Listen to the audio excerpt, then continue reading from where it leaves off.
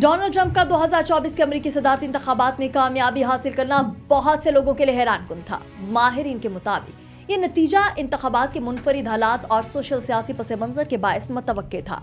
John Hopkins university के माहिर तारीख लियाराइट रुगोर का कहना है कि 4 सालों में बढ़ती हुई सियासी पोलराइजेशन, मौजूदा सदर का इंतखाबी मुहिम के दौरान मुस्ताफी होना और कैमला हैरिस का कम वक्त में अपनी मुहिम चलाना, इन सब की ट्रंप के फतह में अहम किरदार अदा किया है।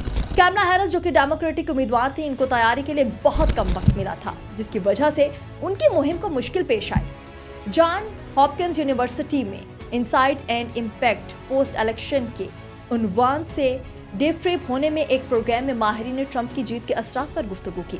इस पैनल में मुख्तलिफ सियासी रुझानात के माहिरीन शामिल थे, जिनमें सोनन डेटन नेस्पिकन सेंटर के गवर्नेंस डायरेक्टर और लियाराइट रुगोर समेत दीगर शामिल थे। अगरचा अमेरिका की मईशत आलमी सतह पर मजबूत है, मगर बहुत से वोटर्स ने रोजमर्रा जिंदगी में मौशी फवायद महसूस नहीं किए।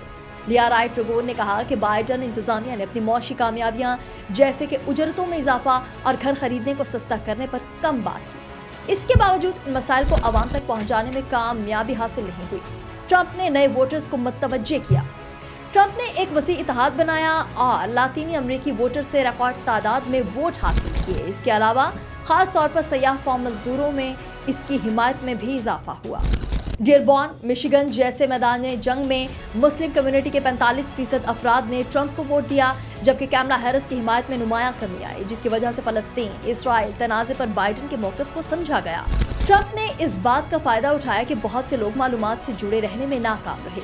मिसाल के तौर पर जब ट्रंप ने कोरोना के दौरान $1200 के इमदादी चेक जारी किए, तो उसने अपना नाम इन चेकों पर छपवाया, जिसे वोटर्स ने याद रखा कि डोनाल्ड ट्रंप ने मुझे पैसे दिए थे। इसके बरक्स बाइडन ने चेकों पर उनका नाम नहीं था, जिसकी वजह से लोग भूल गए कि इन चेकों की असल फराहम कनिंदा कौन है। आलमी रुझानात माहिरीन ने बताया कि दुनिया भर में मौजूदा हुकाम को इंतखाबात में शिकस्त हो रही है और ये एक आलमी रुझान बन चुका है। महंगाई और कोविड-19 के बाद की इस तरह की हालत में लोग मजबूत और गैर रवायती रहनुमाओं की तरफ बढ़ रहे हैं, जैसे कि ट्रंप। इस रुझान को एंटी इंस्टीट्यूशन तहरीक भी कहा जाता है, जिसमें लोग हुकूमतों, तालीमी इदारों और तिबी निज़ामों पर अदम इत्मीनान का इजहार कर रहे हैं।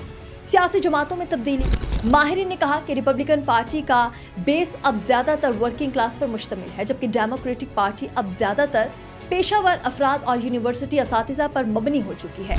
ये तब्दीली एक नई सियासी सफ़े बंदी की तरफ जा रही थी, जिसके नतीजे में कारोबारी कम्युनिटी का एक हिस्सा डेमोक्रेट्स की तरफ मुंतकिल हो चुका है। ट्रंप का अंदाज मुतनाज़िया है। ट्रंप का गैर रवायती अंदाज बहस का मौजू रहा, लेकिन बहुत से वोटर्स ने इसकी शख्सियत की बेतकल्फियों और नज़रअंदाजियों को उसे वोट दिया।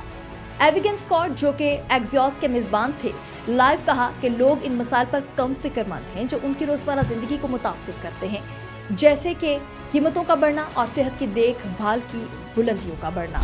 ट्रंप के एजेंडे और ताकत की हकीकत। अगरचे रिपब्लिकन पार्टी सेनेट और मुमकिना तौर पर ऐवान नुमाइंदगान को कंट्रोल करेगी, माहिरीन ने खबरदार किया कि ट्रंप के एजेंडे को मुकम्मल तौर पर नाफिज नहीं होगा। इसके बावजूद कि ट्रंप ने इंतखाबी मुहिम में मुख्तलिफ वादे किए थे, सियासी हकीकत ये है कि अमरीकी निज़ाम में इसके एजेंडे को मुकम्मल तौर पर नाफिज करना इतना आसान नहीं होगा।